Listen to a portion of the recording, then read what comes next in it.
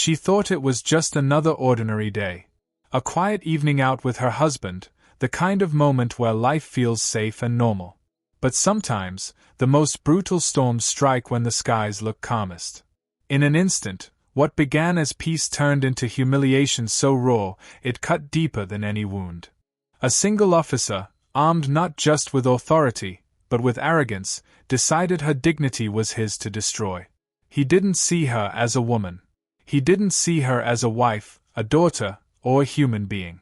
He saw her as someone he could belittle, someone whose pain would vanish the moment he walked away. But he was wrong. Because when cruelty unfolds in public, it doesn't just scar the person it targets, it ignites a fire in everyone who witnesses it.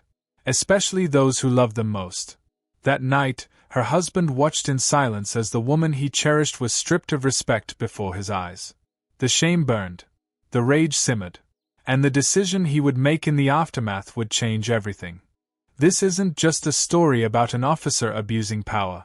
It's a story about what happens when humiliation crosses the line into something far more dangerous.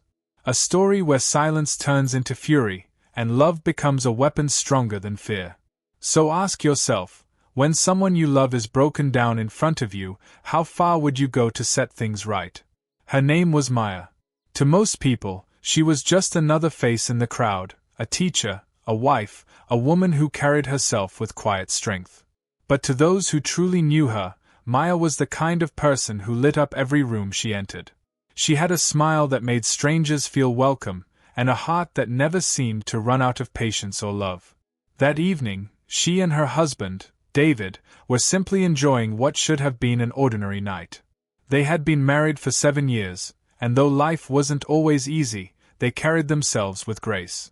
A walk after dinner was their ritual, a small escape from the noise of the world. For them, it wasn't about the destination, it was about holding hands, sharing stories, and remembering why they chose each other in the first place. The neighborhood was calm, the streets quiet. It was one of those rare moments where life felt almost perfect. But perfection never lasts long when prejudice is allowed to walk free. Because even in the safest corners, there are shadows.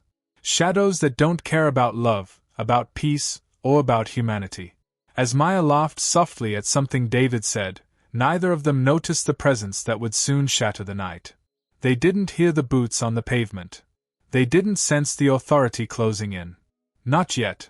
What they didn't know was that their ordinary evening was about to become a spectacle, one they never asked for, one that would test the very core of their bond. At first, it was subtle. A shadow that lingered just a moment too long, the sound of heavy boots striking pavement in sharp rhythm. Maya and David didn't notice, until the officer's voice cut through the night like a blade. "Hey! You two! Stop right there!" The words carried authority, but beneath them was something colder, something that made David's chest tighten. They froze, exchanging a glance of confusion. Neither had done anything wrong. It was just a walk after dinner, so why were they suddenly suspects? The officer approached with slow, deliberate steps, his eyes locked on Maya. He didn't bother to hide the smirk tugging at the corner of his mouth. To him, this wasn't about enforcing the law. This was about power. Maya's voice trembled as she tried to explain. "We're just heading home." But her words were met with a scoff, as if her very presence was an offense. The officer circled them like a predator testing its prey. He didn't question David. He didn't ask for IDs. Instead, he fixed his stare on Maya, tearing her apart with insults that cut deeper than any weapon. "People like you should know your place," he spat, his voice loud enough for strangers on the street to hear. Humiliation wrapped around her like chains. Every word echoed, stripping away her dignity while David stood powerless, his fists clenched at his sides. Passers-by slowed, watching, but no one intervened. The silence of the crowd was as heavy as the officer's words. Maya lowered her eyes, her cheeks burning with shame, fighting back tears she refused to let fall. But David saw it, the pain etched across her face, the fire dimming in her eyes. And something inside him broke. Still, he didn't move. Not yet. Because every muscle in his body screamed a dangerous truth: one wrong step could make this worse. He knew how quickly things could spiral, how a single reaction could turn humiliation into tragedy. But the officer wasn't finished. He stepped closer, invading Maya's space, towering over her as if daring her to resist. His laughter was sharp, cruel, echoing through the night. And with every second, David's silence became unbearable. His heart pounded, his vision blurred, rage boiling inside him with nowhere to go. The officer thought he had complete control. He thought this would end with another scar left on yet another soul. But he underestimated one thing: the strength of a man pushed beyond the limits of silence. And as the night grew heavier, as the crowd continued to watch in stillness, David's decision began to form. A decision that would change not just that moment, but the rest of their lives. Because humiliation has a breaking point.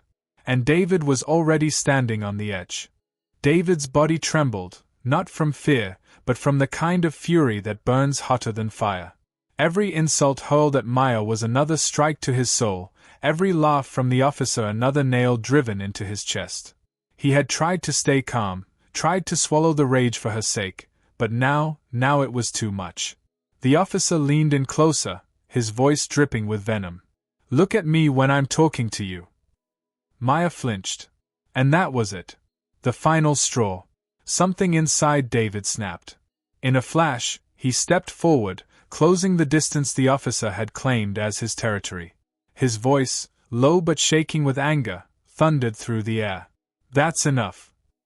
The officer's smirk vanished, replaced by the sharp glint of authority threatened. His hand twitched toward his belt, fingers brushing the cold metal at his side. The crowd gasped, phones lifted higher, recording every second. The atmosphere thickened, as if the entire street was holding its breath. David knew the danger. One wrong move and everything could spiral into violence he could never take back. But his mind was no longer calculating safety. It was consumed by one thought: no one humiliates her. Not like this.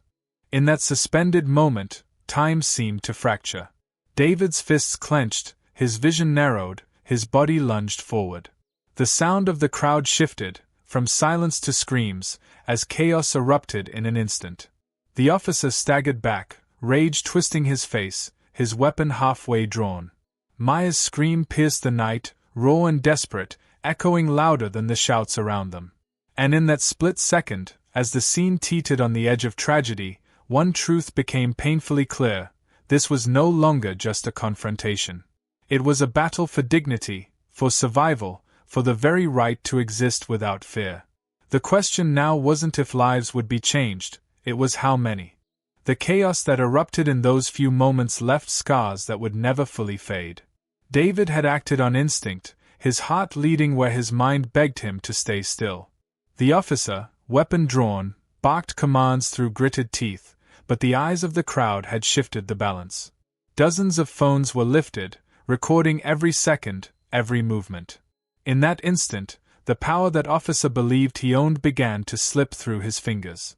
Backup arrived, sirens slicing through the night, and with them came the weight of scrutiny.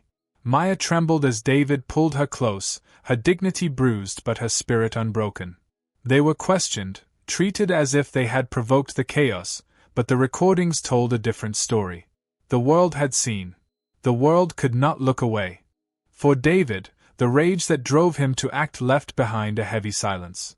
He hadn't wanted violence. He hadn't wanted to become another headline. All he wanted was to protect the woman he loved from a cruelty that should never have touched her life. Yet the memory of her humiliation, the sight of her tears, etched itself into him with painful permanence. And that's the cruel truth, because for Maya and David, this wasn't just a single night. It was a reminder of a reality far too many live with every day. A reality where dignity can be stripped away in seconds, where silence from bystanders can hurt as much as the cruelty itself, and where love is forced to transform into resistance just to survive. This wasn't just their story. It's a reflection of countless untold stories, lived in neighborhoods, on streets, and in public spaces across the world. Stories where authority becomes abuse, where uniforms become weapons, and where ordinary people are forced to carry extraordinary pain. So the question remains: How many more times must lives be shattered before justice is not the exception, but the rule? How many more moments like this will the world witness before silence turns into action? Because the truth is, every recording, every voice raised, every refusal to look away has the power to break the cycle. Maya and David's night ended with fear and fire, but also with proof.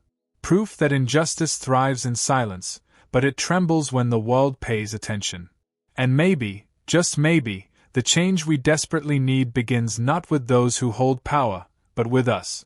With the choice to speak, to share, to demand better. So I'll leave you with this. If you had been there that night, would you have stayed silent? Or would you have been the voice that finally said, enough?